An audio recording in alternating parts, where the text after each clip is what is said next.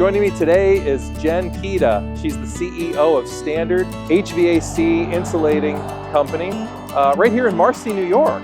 We're going to take an amazing drive through Utica. I haven't been to Utica in years. A really great conversation about her leadership and what really drives her to lead an amazing organization in Central New York. Come on, it's going to be fun.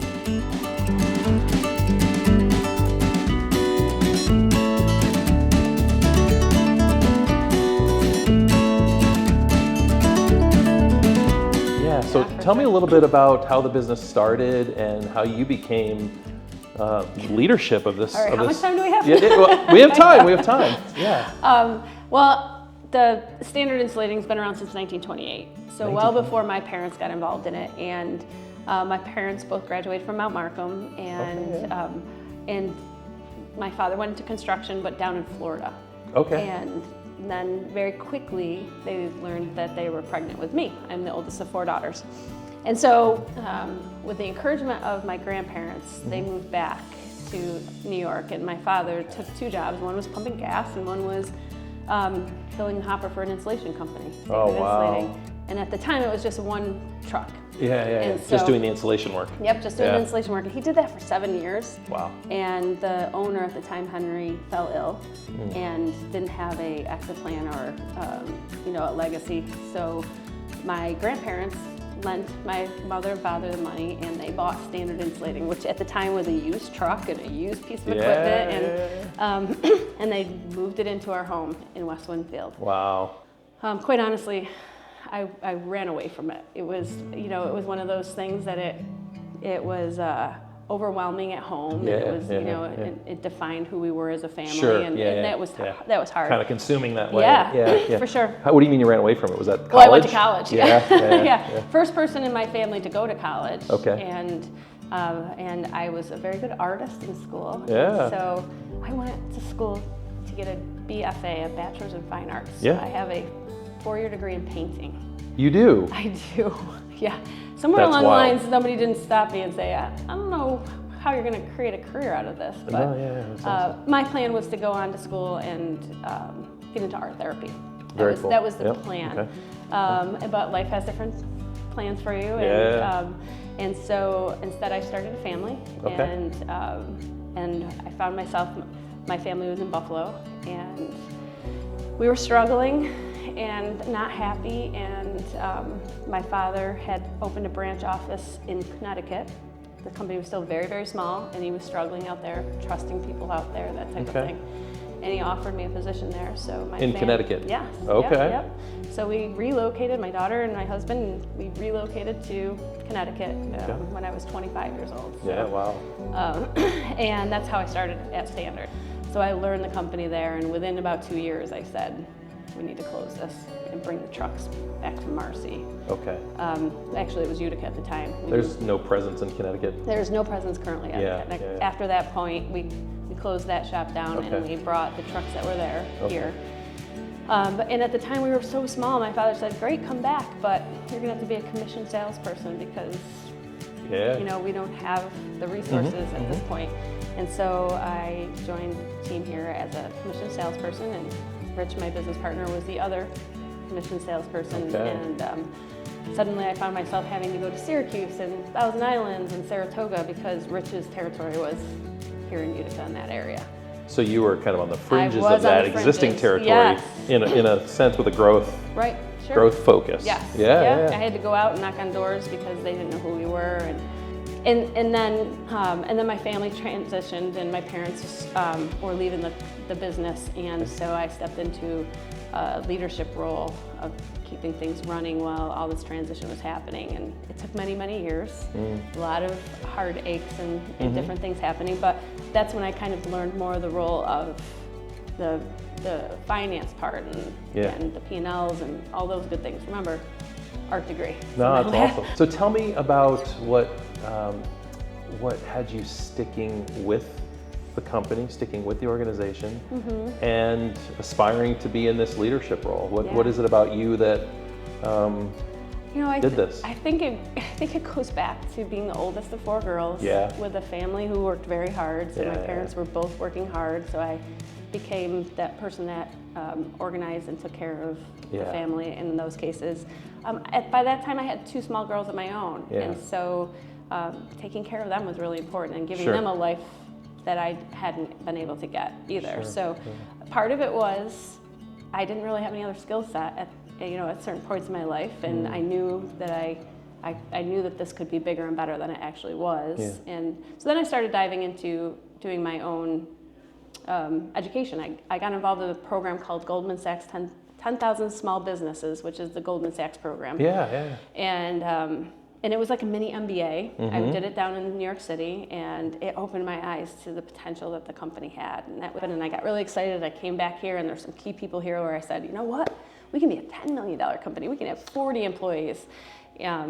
And there were some people that believed me and embraced it, and there are other people that said, for 40 years, we haven't been more than a $4 million company. What are you thinking? You're crazy. That could be a big change. That could be kind of scary. And we're in a depressed area. How do you think we could do that?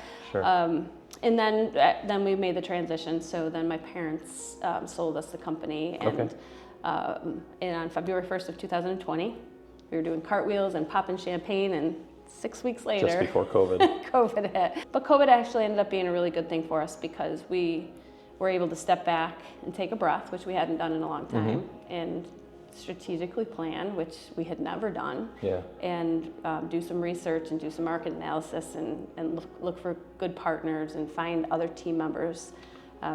That's when we hired our CFO, who at the time was our controller.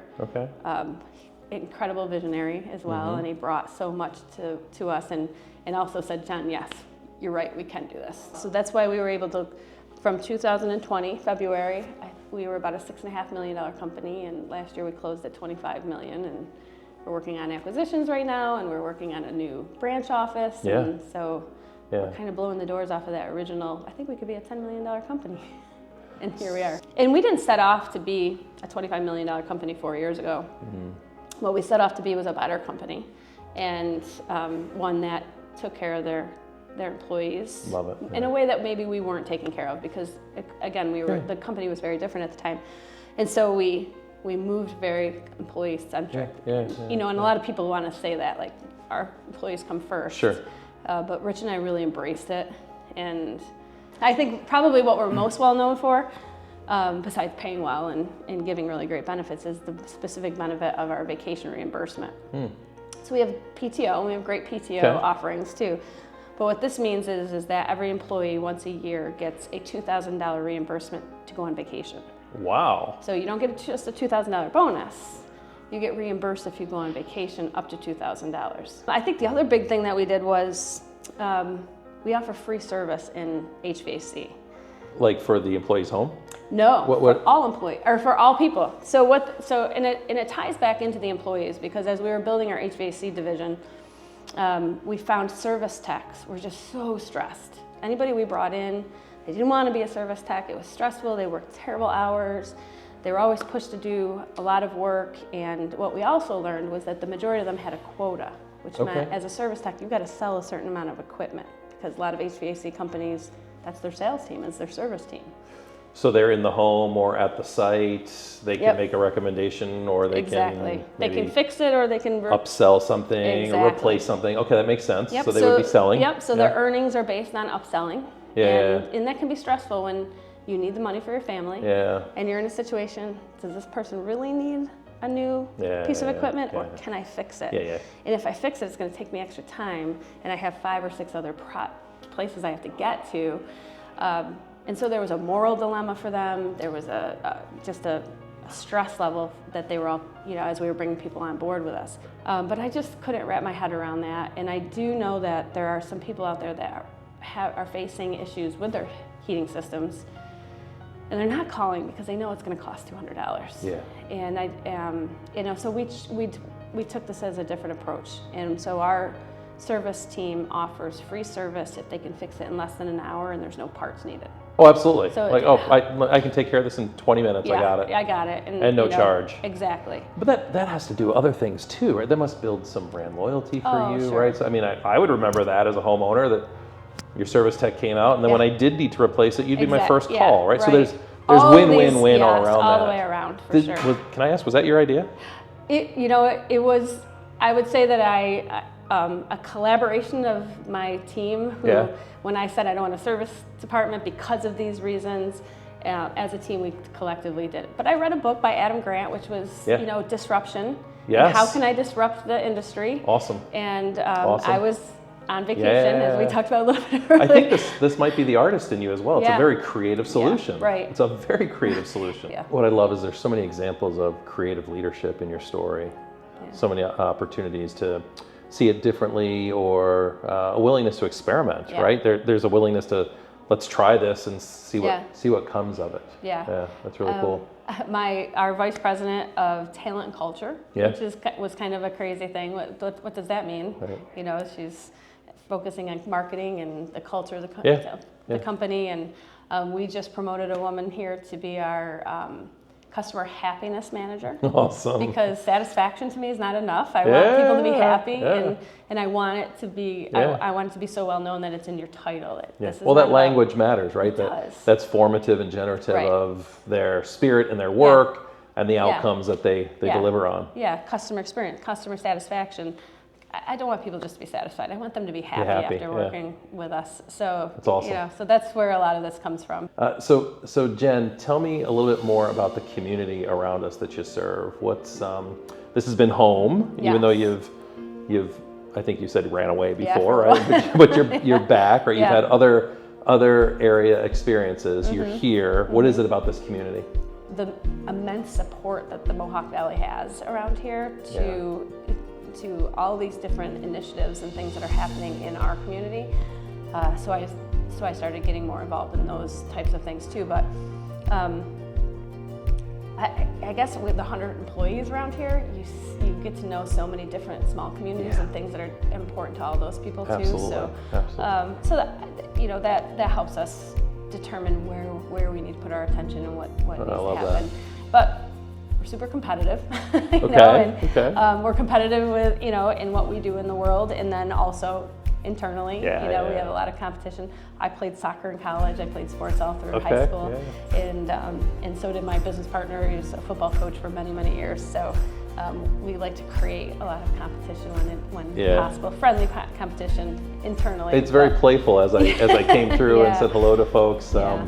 Well, you have a little competition going on today, right? And they were having fun trash talking each other, really picking out one another a little bit, but then also strategizing, right? I saw that. So that sense of play must come through in their work as well. For sure. And I think for sure, like, work has become our social aspect. Very much, right? We spend so much time with the people at work. We spend not just time, but I think we get relationships there, right? We get close relationships. There's experiences, all that, both good and bad, and just like you would with any family, there's really positive things, and then there's tough times to get through. And there can be a little bit of drama. There can be a little bit of tension. There can be even the occasional spat. For sure. Occasionally, yes, and that just means we're pushing ourselves to be better.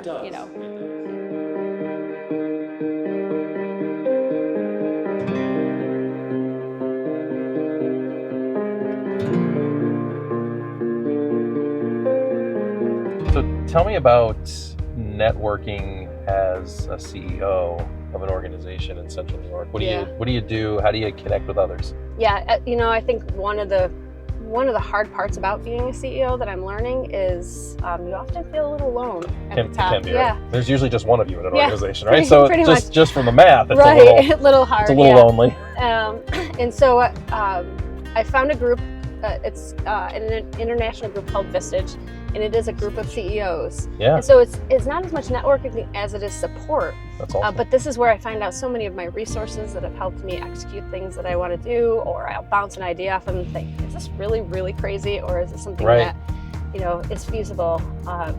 Or how have you addressed this situation in your business? And so it's a group of people that just supports one another, that doesn't have any vested interest in the business other than I will do the same thing for them when the time comes. Sounds like a mastermind group almost, right? Pretty much, yeah. Well, there's a lot of growth and development in this area of Utica and Marcy. It really I think of Utica as one of the comeback stories in Central New York. It's definitely on its way. I'm going to drive you by the new Nexus Center and the Adirondack Bank hockey center.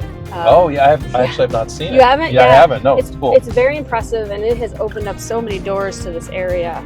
And in only a few weeks, we're going to have the Women's World Championship for ice hockey. Really? It's the Olympic team on their off seasons. Holy cow! And you know, and when we were awarded this, we were the location. This only happens maybe every 5 years in the United States. Wow. And so for us to be a contender even, but then to actually win this. For little old Utica. Yeah.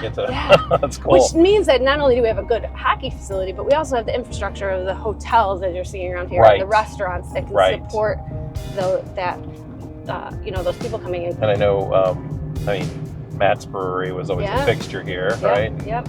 We'll see a little bit of that as we cross over this area. Wynn Hospital, brand new hospital, just opened up this year. Yeah, wow. It's been years and years in the making, combined 3 different hospitals into one. Oh, okay. So you know, it is evolving, and it is changing.